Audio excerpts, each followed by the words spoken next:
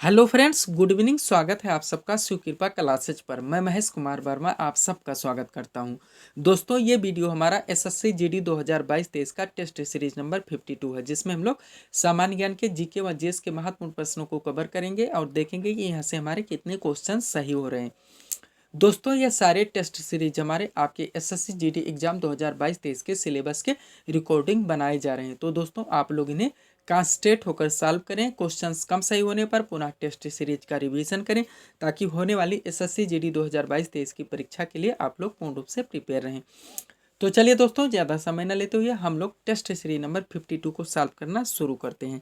दोस्तों, हमारा पहला क्वेश्चन है, वेरी वेरी इंपॉर्टेंट क्वेश्चन है दोस्तों, सर्वोदय की अवधारणा के संस्थापक कौन थे? हमें बताना है दोस्तों कि सर्वोदय की अवधारणा के संस्थापक कौन थे। तो हमारा सही आंसर होगा दोस्तों, सर्वोदय की अवधारणा के संस्थापक थे महात्मा गांधी। बार बार पूछा गया वनडे एग्जाम का दोस्तों फेवरेट क्वेश्चन है। नेक्स्ट देखेंगे क्वेश्चन नंबर 2 को। क्वेश्चन नंबर 2 है दोस्तों, निम्नलिखित में से कौन सा कथन सुमेलित नहीं है? यानी कि हमें असत्य कथन का चयन करना है। एक तरफ फसल दिया गया है, दूसरी तरफ सर्वाधिक उत्पादक राज्य की कौन से फसल का किस राज्य में सर्वाधिक मात्रा में उत्पादन किया जाता है? ए नंबर चाय है, जिसके सामने असम दिया गया है। बी नंबर तंबाकू है, जिसके सामने आंध्र प्रदेश दिया गया है। सी नंबर रेशम है, जिसके सामने कर्नाटक दिया गया है। और डी नंबर कपास है, जिसके सामने उत्पादक उत्तर प्रदेश दिया गया है। हम लोगों को बताना है कि इनमें से कौन सा विकल्प हमारा गलत है। तो दोस्तों चलिए क्वेश्चन नंबर 2 को सॉल्व करना हम लोग शुरू करते हैं। ए नंबर चाय है, चाय का सर्वाधिक मात्रा में उत्पादन असम में किया जाता है, तो ये हमारा सही हो जाएगा। बी नंबर तंबाकू, तंबाकू का दोस्तों सर्वाधिक मात्रा में उत्पादन भारत में आंध्र प्रदेश राज्य में किया जाता है, तो बी भी हमारा सही हो जाएगा। सी नंबर रेशम है, रेशम का सर्वाधिक मात्रा में उत्पादन कर्नाटक में किया जाता है, तो ये भी सही हो जाएगा। बचा दोस्तों विकल्प नंबर डी कपास, कपास का सर्वाधिक मात्रा में उत्पादन महाराष्ट्र राज्य में किया जाता है, सामने उत्तर प्रदेश दिया गया है, तो ये हमारा गलत हो जाएगा दोस्तों, क्योंकि कपास का सर्वाधिक मात्रा में उत्पादन महाराष्ट्र राज्य में किया जाता है। तो हमारा आंसर होगा विकल्प नंबर डी, क्योंकि हमें असत्य कथन का ही चयन करना था। नेक्स्ट देखेंगे क्वेश्चन नंबर 3 को। 3 नंबर क्वेश्चन है दोस्तों, नागार्जुन सागर परियोजना किस नदी पर अवस्थित है? बार बार पूछा गया दोस्तों, इंपॉर्टेंट क्वेश्चन है स्टैटिक जीके का। तो हमारा सही आंसर होगा नागार्जुन सागर परियोजना कृष्णा नदी पर स्थित है, यानी कि विकल्प नंबर बी यहाँ पे हमारा सही आंसर होगा। 4 नंबर क्वेश्चन देखेंगे हम लोग, सवाना घास का मैदान, घास के मैदानों से संबंधित भी दोस्तों बहुत सारे इंपॉर्टेंट क्वेश्चन है जो हर वनडे परीक्षाओं में बार बार पूछे जाते हैं। तो इनसे संबंधित जितने भी क्वेश्चंस बनेंगे हम लोग टेस्ट सीरीज के जरिए पूरी तरह से कवर करने का प्रयास करेंगे। यहाँ इसका आंसर करते हैं दोस्तों, सवाना घास का मैदान कहाँ पाया जाता है? तो अफ्रीका में, यानी कि विकल्प नंबर सी यहाँ पे हमारा सही आंसर होगा। 5 नंबर क्वेश्चन देखेंगे हम लोग। क्वेश्चन है दोस्तों, सत्यार्थ प्रकाश किसकी कृति है? ये हमें बताना है। सत्यार्थ प्रकाश किसकी कृति है? बार बार पूछा गया दोस्तों, इंपॉर्टेंट क्वेश्चन है। हमारा आंसर होगा स्वामी दयानंद सरस्वती, यानी कि विकल्प नंबर डी यहाँ पे हमारा सही आंसर होगा। 6 नंबर क्वेश्चन देखेंगे हम लोग, विश्व का सबसे बड़ा डेल्टा कौन सा? ये हमें बताना है। विश्व का सबसे बड़ा डेल्टा, सुंदरबन का डेल्टा दोस्तों आप लोग सुनते चले आए। यहाँ पे बताना है दोस्तों कौन से नदियों के द्वारा बनाया जाता है? तो हमारा सही आंसर होगा गंगा व ब्रह्मपुत्र नदी का डेल्टा, जिसे सुंदरबन का डेल्टा के नाम से जाना जाता है। विकल्प नंबर सी यहाँ पे हमारा सही आंसर होगा। 7 नंबर क्वेश्चन देखेंगे हम लोग, गोदावरी नदी का उद्गम स्थान बताना दोस्तों हम लोगों को। गोदावरी नदी का उद्गम स्थान, तो हमारा सही आंसर होगा दोस्तों अमरकंटक पहाड़ी, यानी विकल्प नंबर बी यहाँ पे हमारा सही आंसर होगा। गोदावरी नदी का उद्गम स्थान है अमरकंटक पहाड़ी। नेक्स्ट देखेंगे क्वेश्चन नंबर 8 को।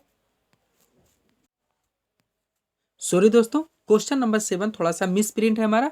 गोदावरी नहीं, यहाँ पे कावेरी नदी का उद्गम स्थान होना चाहिए, क्योंकि अमरकंटक पहाड़ी से 2 नदियां निकलती हैं, नर्मदा तथा सोन। तो दोस्तों ये हमारा आंसर नहीं होगा विकल्प नंबर बी। और जो भी विकल्प इसमें है दोस्तों वो हमारे आंसर क्लियर नहीं कर रहे हैं। तो यहाँ पे दोस्तों अगर हम लोग कावेरी नदी लिख दें कि कावेरी नदी का उद्गम स्थल है, तो आपका आएगा दोस्तों ब्रह्मगिरी पहाड़ी, यानी विकल्प नंबर ये यहाँ पे हमारा सही आंसर होगा। अगर हम लोग गोदावरी की जगह पे कावेरी करेंगे, थोड़ा सा मिस प्रिंट हो गया दोस्तों, ध्यान देंगे। नेक्स्ट देखेंगे 8 नंबर क्वेश्चन। 8 नंबर क्वेश्चन है दोस्तों हमारा, जमशेदपुर किस नदी के तट पर स्थित है? 8 नंबर क्वेश्चन है, जमशेदपुर किस नदी के तट पर स्थित है? तो हमारा सही आंसर होगा स्वर्ण रेखा, यानी कि विकल्प नंबर ये यहाँ पे हमारा सही आंसर होगा। जमशेदपुर दोस्तों स्वर्ण रेखा नदी के तट पर स्थित है। नेक्स्ट देखेंगे दोस्तों, क्वेश्चन नंबर 9 है हमारा, भारत में अधिकांश वर्षा किस मानसून से होती है? भारत में अधिकांश वर्षा किस मानसून से होती है? तो हमारा सही आंसर होगा दक्षिण पश्चिम मानसून से, यानी विकल्प नंबर बी यहाँ पे हमारा सही आंसर होगा। भारत में अधिकांश वर्षा दक्षिण पश्चिम मानसून के द्वारा होती है। उत्तर पूर्व मानसून से क्वेश्चन बनता है दोस्तों, इसे लौटते हुए मानसून कहा जाता है। और इसे दोस्तों चेन्नई में यानी तमिलनाडु के तटीय क्षेत्रों में वर्षा होती है, ध्यान देंगे। नेक्स्ट देखेंगे दोस्तों 10 नंबर क्वेश्चन, भारत का सबसे बड़ा मूंगफली उत्पादक राज्य बताना है हमें। 10 नंबर क्वेश्चन में दोस्तों भारत का सबसे बड़ा मूंगफली उत्पादक राज्य, तो हमारा सही आंसर होगा आंध्र प्रदेश, यानी विकल्प नंबर ये यहाँ पे हमारा सही आंसर होगा। दोस्तों भारत में सबसे ज्यादा मात्रा में मूंगफली का उत्पादन आंध्र प्रदेश राज्य में किया जाता है। सब्सक्राइब करें दोस्तों आप हमारे चैनल शिव कृपा क्लासेज को इसी तरह के वीडियोज के लिए। 11 नंबर क्वेश्चन देखेंगे हम लोग, मिश्रित अर्थव्यवस्था का अर्थ बताना है क्वेश्चन नंबर 11 में। दोस्तों थोड़ा सा यहाँ पे बेसिक बात करेंगे, भारत की अर्थव्यवस्था भी मिश्रित अर्थव्यवस्था है, क्योंकि दोस्तों यहाँ पे हमारे प्राइवेट व पब्लिक दोनों सेक्टर के दोस्तों, या कह सकते हैं दोनों सेक्टर के द्वारा वर्क किया जाता है। तो इसे हमारा आंसर बनेगा दोस्तों सार्वजनिक तथा निजी क्षेत्र का सहअस्तित्व, जहाँ पे सार्वजनिक कंपनियां भी कार्य कर रही हो, चाहे वो दोस्तों हॉस्पिटल्स हो या आपके स्कूल हो, आपके उद्योग हो, उसके साथ दोस्तों निजी कंपनियां, चाहे वो हॉस्पिटल हो, स्कूल्स हो, उसके बाद दोस्तों फैक्ट्रियां हो, काम कर रहे हो, यानी जहाँ पे सार्वजनिक क्षेत्र के साथ साथ निजी क्षेत्रों का भी दोस्तों चालन हो, उसे मिश्रित दोस्तों अर्थव्यवस्था कहा जाता है। तो हमारा सही आंसर होगा सार्वजनिक तथा निजी क्षेत्र का सहअस्तित्व, यानी कि विकल्प नंबर सी यहाँ पे हमारा सही आंसर होगा। क्वेश्चन नंबर 12 देखेंगे हम लोग, वर्ल्ड डेवलपमेंट रिपोर्ट यानी वर्ल्ड विश्व विकास रिपोर्ट, वर्ल्ड डेवलपमेंट रिपोर्ट कौन प्रकाशित करता है? तो हमारा सही आंसर होगा विश्व बैंक। दोस्तों विश्व बैंक के द्वारा विश्व विकास रिपोर्ट यानी कि वर्ल्ड डेवलपमेंट रिपोर्ट पेश किया जाता है या प्रकाशित किया जाता है। नेक्स्ट देखेंगे 30 नंबर क्वेश्चन, अर्थव्यवस्था के प्राथमिक क्षेत्र में शामिल होते हैं। तो अर्थव्यवस्था के प्राथमिक क्षेत्र में कौन कौन शामिल होते हैं? दोस्तों 3 क्षेत्र होते हैं, आप लोग जानते हैं, प्राथमिक, द्वितीयक, तृतीयक। प्राथमिक में दोस्तों डालते हैं हम लोग कृषि, उसके बाद वानिकी, मत्स्यिकी, खनन और उत्खनन। कृषि, वानिकी, मत्स्यिकी, खनन और उत्खनन। द्वितीयक में आएंगे दोस्तों निर्माण व विनिर्माण, और तृतीयक में आपके कारपोरेट सेक्टर आएंगे दोस्तों, रेलवे आएगा, आपका बैंकिंग चीज़ें आएंगी। ये सारी चीज़ें दोस्तों तृतीयक क्षेत्र में शामिल होते हैं। तो हमें बताना है अर्थव्यवस्था के प्राथमिक क्षेत्र में शामिल होते हैं, तो कृषि भी शामिल होती है, वानिकी भी शामिल होती है, उत्खनन भी शामिल होता है, यानी कि विकल्प नंबर डी यहाँ पे हमारा सही आंसर होगा। 14 नंबर क्वेश्चन देखेंगे हम लोग, क्वेश्चन है दोस्तों, रिजर्व बैंक ऑफ इंडिया ने किसे अनुसूचित बैंक का दर्जा दिया है?